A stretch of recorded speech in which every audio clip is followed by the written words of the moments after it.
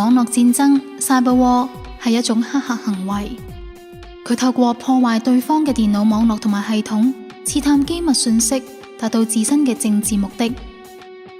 佢係信息戰嘅一種形式，但有時被視為等同於常規戰爭。網絡戰爭係喺2010年5月出版嘅英文書籍 Cyber War 中定義為一個民族國家為滲透另一個國家嘅電腦或者網絡所進行嘅破壞同埋擾亂行為。該書作者係政府安全專家 Richard A. Clarke。經濟學人雜誌將網絡戰爭形容為第5種作戰形式。美國代理國防部長 William J. Lin 稱，按理講，五角大樓已經正式認定網絡戰爭為一種新嘅戰爭形式。網絡戰爭已經成為陸戰、海戰、空戰以及太空站之外能夠造成威脅嘅一種新嘅軍事行動。2009年，美國總統奧巴馬公開宣布，美國嘅數碼基礎架構係戰略性國家資產 （Strategic National Asset）。喺2010年5月，美國五角大樓成立咗由 Keith B. Alexander 將軍率領嘅美國網戰司令部，佢亦都係美國國家安全局 NSA 嘅主管。司令部嘅任務係保護美國軍隊網絡安全，以及攻擊其他國家嘅電腦系統。其實英國政府亦都喺政府通訊指揮部 GCHQ， 一個類似於美國 NSA 嘅機構嘅基礎上成立咗一個網絡安全行動中心。然而，美國網戰司令部嘅成立係為咗保護軍隊。除此之外，政府同企業嘅網絡嘅保護則分別交咗俾美國國土安全部同埋一啲私人公司。2010年2月，美國立法委員警告話，電訊同網絡遭受襲擊嘅威脅顯著上升。根據安全顧問公司 Gasmark 嘅列文報告，美國以及其他國家國民經濟嘅好多關鍵部分，目前正面臨嚟自網絡嘅威脅，包括金融業、交通運輸業、製造業、醫藥、教育以及政府嘅網絡安全威脅。皆因所有嘅行業嘅運作而家都依賴於電腦。Right now, a bitter global war is raging, but you won't be seeing military hardware or armed troops on the evening news. This is a silent, covert battle waged in the secrecy of cyberspace for the control of our information and data. And I'm not just talking about identity theft or corporate sabotage. By accessing highly sensitive computer files, hostile governments can now cripple power grids, water supplies, even nuclear facilities without firing a single shot. Creating a national catastrophe has never been easier. And the new weapon of choice for the world's terrorists is the humble laptop. From the surface, you'd never guess what lies beneath these bleak fields in America's Midwest. So here we go, deep underground. Yeah. There's about 3 million square feet total. John Clune is the gatekeeper to a vast, hidden underground bunker. So this is like the Fort Knox of data. We're able to provide the most secure... This old mine has been converted into one of the most guarded and secure vaults in the United States. This is the heart of it. The heart of it. So we're about 125 feet below ground right now. John doesn't carry keys or swipe cards. It's his identity that grants him top-level clearance. Biometric thumb, and then also face recognition. That's the only way that door will open. The only way. What he protects is data, which in this digital age has become more valuable than gold.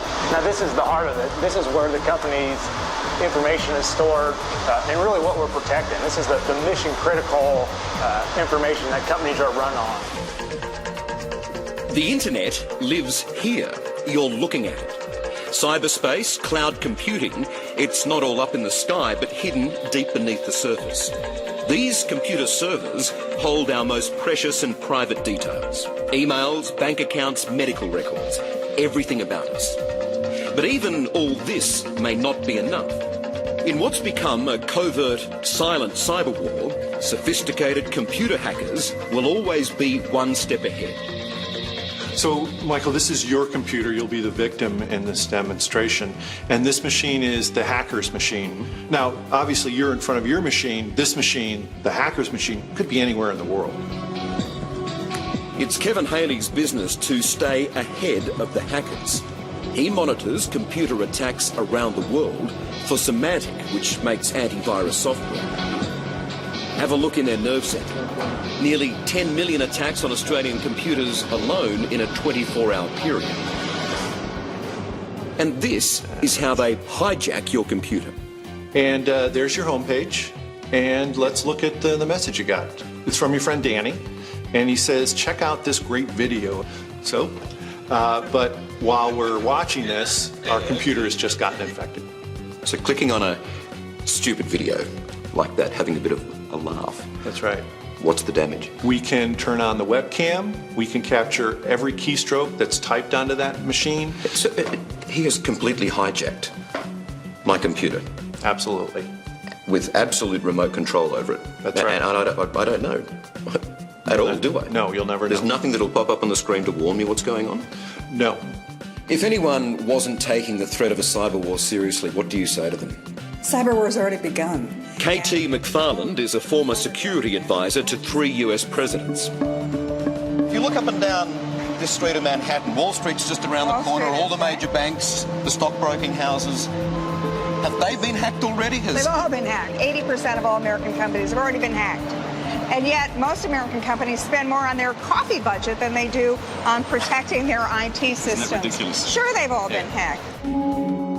KT warns hacking technology has moved far beyond mere fraud to become a dangerous weapon of war. Foreign spies, international crime syndicates and terrorists are now being harboured in cyber sanctuaries such as Eastern Europe and China. And they have made online the new frontline. We know, for example, that somebody, we assume it's foreign countries, have hacked into the electric grid of the United States. We know they've hacked into the water systems. We know they've hacked into the banking systems. We certainly know they've hacked into a lot of government agencies. It was in 2009 that we first saw how crippling a cyber attack could be. US authorities were blindsided when cyber spies hacked into parts of the US power grid. They quickly ran tests to see what damage a computer virus could do. They were shocked. Generators and transformers could be overridden, overloaded, and destroyed. It was a nightmare scenario. Hackers had proved they could hijack power grids across the United States and, with just one keystroke, cause mass blackouts. Previously unthinkable social and economic chaos suddenly was very possible. I think the software in the power grid that could give somebody control of the grid and allow them to cause things to explode like transformers, I think that's an act of war.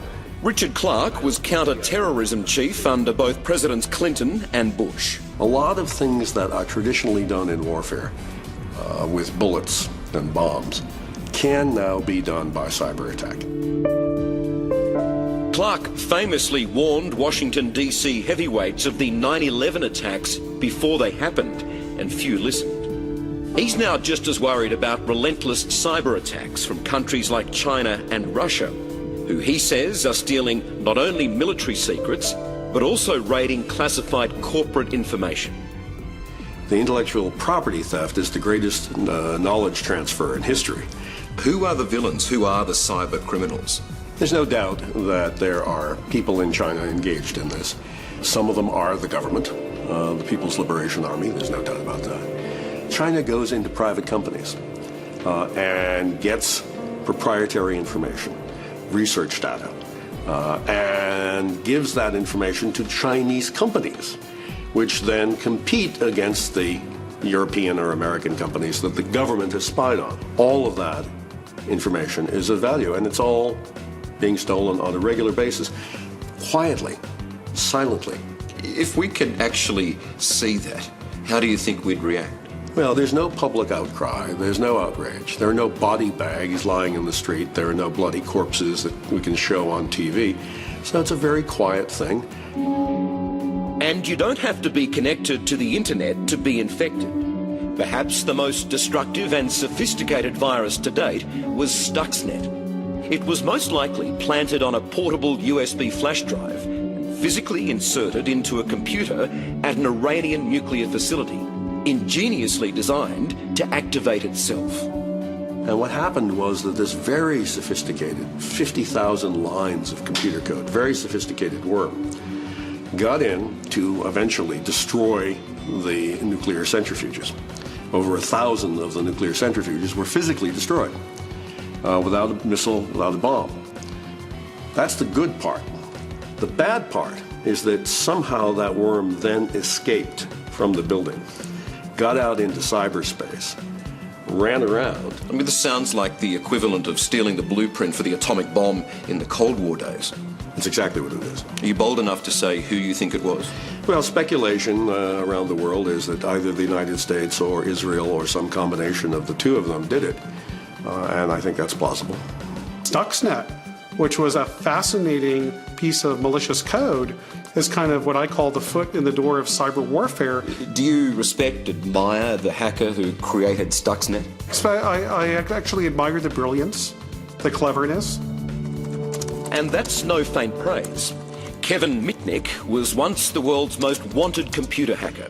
He served 5 years in jail for hacking into some of America's most powerful corporations.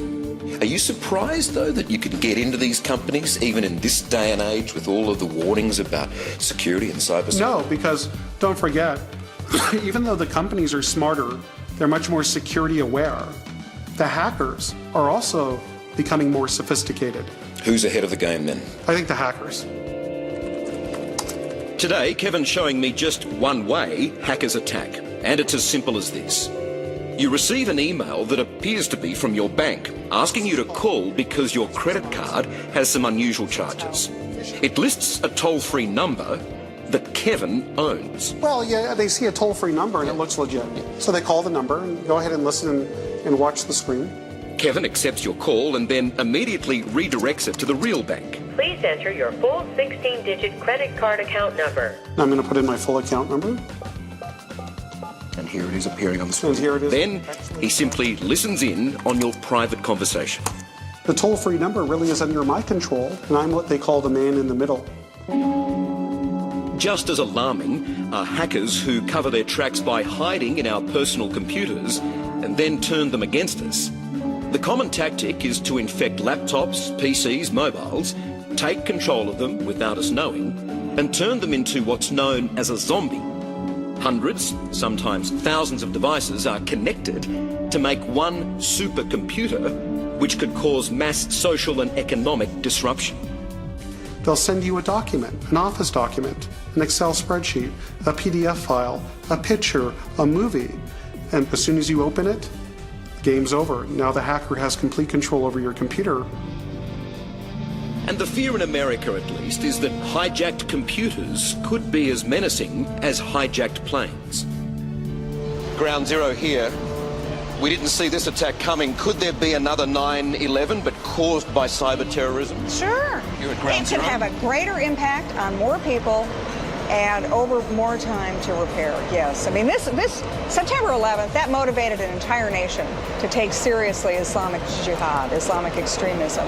And what would happen if there's a cyber attack? The difference is, we had a hard time finding Osama bin Laden in a cave in Afghanistan. It will be really hard to find out where did a cyber attack initiate from. So you might want to go to war, you might want to defend yourself, you might want revenge, but against whom? But rather than wait for the worst case scenario, Dick Clark, for one, wants some cyber retaliation now. I think what we really need to do is say to our politicians, what are you going to do about it? What are you going to do about the fact that there are all those cyber criminals in Eastern Europe? What are you going to do about the fact that our factories are being closed and our people are being thrown out of work because China is stealing our intellectual property in cyberspace? Get together with other like-minded governments and make criminals and nations that are stealing information like this, make them pay a price.